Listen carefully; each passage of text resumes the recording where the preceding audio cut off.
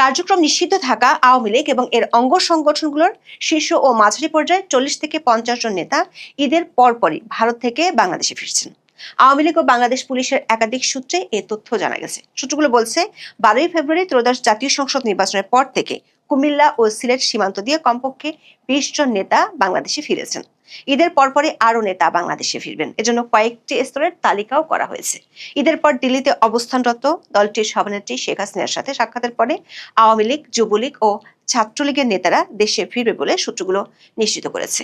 অন্যদিকে আওয়ামী লীগের নিষেধাজ্ঞা তুলে নেয়া এবং বাংলাদেশে গণতান্ত্রিক রাজনৈতিক ধারা ফেরানোর দাবিতে জাতিসংঘ, ইউরোপীয় ইউনিয়ন এবং কমনওয়েলথ সহ বেশ কয়েকটি আন্তর্জাতিক সংস্থার কাছে আবেদন জমা দিতে যাচ্ছে সংগঠনটি।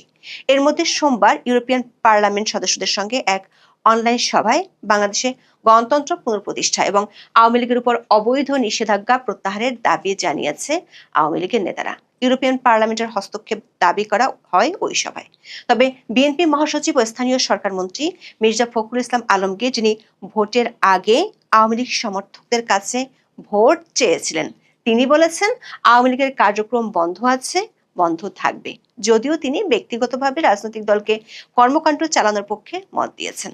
সূত্রগুলো বলছে সংসদের প্রথম অধিবেশনের 1 মাস পূর্ণ না হওয়া পর্যন্ত সরকার আওয়ামী লীগের কার্যক্রম নিষেধাজ্ঞার বিষয়টি নিয়ে আনুষ্ঠানিকভাবে কোনো সিদ্ধান্ত জানাতে চায় না। বিস্তারিত জানতে চলুন যাওয়া যাক বিশ্লেষণে।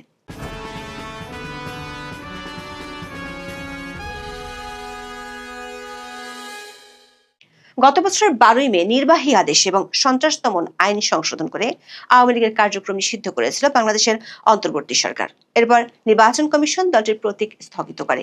দেশীয় আন্তর্জাতিক নানা মহল থেকে বিষয়টি নিয়ে সমালোচনা হলেও শেষ পর্যন্ত আওয়ামী লীগকে ত্রয়োদশ জাতীয় সংসদ নির্বাচনে অংশ নিতে দেয়নি বিগত অন্তর্বর্তী সরকার।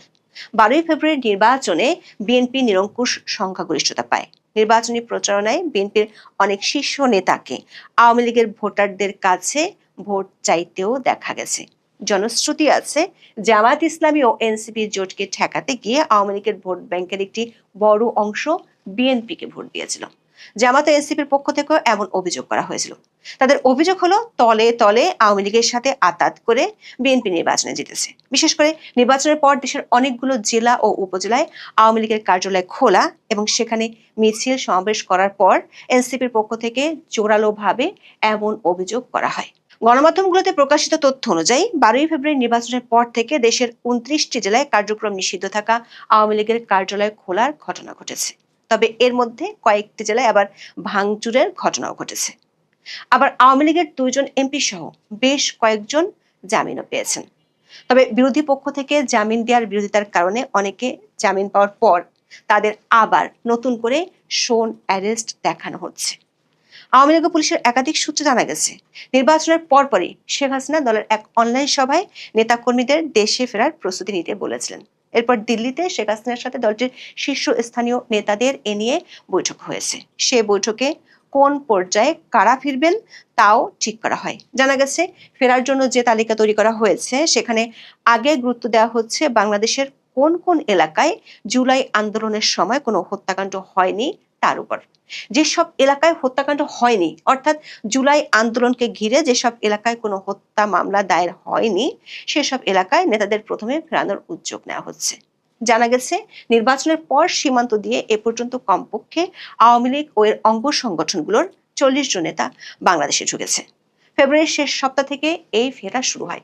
কুমিল্লা ও সিলেট সীমান্ত দিয়ে বেশিরভাগ নেতা দেশে এসেছে বলে জানা গেছে। প্রথম লটে দলটির মাঝারি সারির নেতারাই বেশি বাংলাদেশে এসেছে।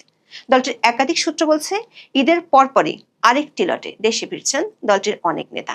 সংখ্যাটি 40 থেকে 50 জন হতে পারে বলে ধারণা পাওয়া গেছে। এদের বেশিরভাগ বিভিন্ন পৌরসভা ও উপজেলা চেয়ারম্যান এবং ছাত্রলীগের পদাধিকারী নেতা। এদের পর এই গ্রুপটি দিল্লিতে অবস্থানরত দলটির সভানেত্রী শেখ হাসিনার সাথে সাক্ষাৎ করবেন। সাক্ষাৎ শেষে তারা সীমান্ত দিয়ে দেশে ফিরবেন। জানা গেছে, আওয়ামী লীগের শীর্ষস্থানীয় 4 জন নেতা ভারতে বিষয়টির সমন্বয় করছেন। এই 4 জনই আওয়ামী লীগ সরকারের মন্ত্রী ছিলেন। ইতিমধ্যে তারা দ্বিতীয় পর্যায়ে যারা ফিরবেন তাদের তালিকা চূড়ান্ত করেছেন। তবে দেশে ফেরার ক্ষেত্রে নেতাদের বিশেষ কিছু নির্দেশনা দেওয়া হয়েছে বলে জানিয়েছেন আওয়ামী লীগের এক নেতা। তবে নিরাপত্তার স্বার্থে তিনি নাম প্রকাশ করতে চাননি। দলীয় নেতাদের ফেরানোর পাশাপাশি আন্তর্জাতিক মহলেও তোড়জোড় শুরু করেছে আওয়ামী লীগ। ইতিমধ্যে দলটির শীর্ষস্থানীয় পর্যায় থেকে জাতিসংঘ, কমনওয়েলথ এবং ইউরোপীয় ইউনিয়নের সাথে যোগাযোগ করা হয়েছে। সোমবার ইউরোপিয়ান পার্লামেন্টের সদস্যদের সঙ্গে এক অনলাইন সভায় আওয়ামী লীগের উপর অবৈধ নিষেধাজ্ঞা প্রত্যাহারের দাবি জানানো হয়েছে। এক্ষেত্রে ইউরোপিয়ান পার্লামেন্টের হস্তক্ষেপও দাবি করা হয়েছে। ইউরোপিয়ান পার্লামেন্ট সদস্য ইহুয়ান ড্যানিয়েলসন এবং এভিন ইনচির সঙ্গে এই অনলাইন সভায় কথা হয় আওয়ামী লীগ নেতাদের। নির্বাচনের আগে 2 দফায় কমনওয়েলথ মহাসচিব বৈঠক করেছিলেন শেখ হাসিনার ছেলে সজীব ওয়াজেদ জয়ের সাথে। তবে কোন প্রক্রিয়ায় আওয়ামী লীগের কার্যক্রমের উপর নিষেধাজ্ঞা তোলার দাবিটি উপস্থাপন করা হবে সেটি নিয়ে এখনো নিশ্চিত নয় দলটির নেতারা। তারা কি আইনি প্রক্রিয়া আগাবে নাকি সরকারের নিষেধাজ্ঞা তোলার জন্য অপেক্ষা করবে সেটি নিয়ে পরিষ্কার কোনো ধারণা পাওয়া যায়নি দলটির নেতাদের কাছ থেকে। এদিকে বিএনপি মহাসচিব ও স্থানীয় সরকার মন্ত্রী মির্জা ফখরুল ইসলাম আলমগীর আওয়ামী লীগের রাজনৈতিক কার্যক্রমে নিষেধাজ্ঞা প্রসঙ্গে বলেছেন, আওয়ামী লীগের কার্যক্রম নিষিদ্ধ আছে, বন্ধ থাকবে। বাকি যারা আছে তারা কাজ করবে, করছেও। বুধবার রাতে রাজধানীর গুলশানে বিএনপির চেয়ারম্যান তারেক রহমানের কার্যালয়ে সাংবাদিকদের সঙ্গে মতবিনিময় করেন মির্জা ফখরুল। সেখানে সাংবাদিকদের এক প্রশ্নের জবাবে তিনি একথা বলেন।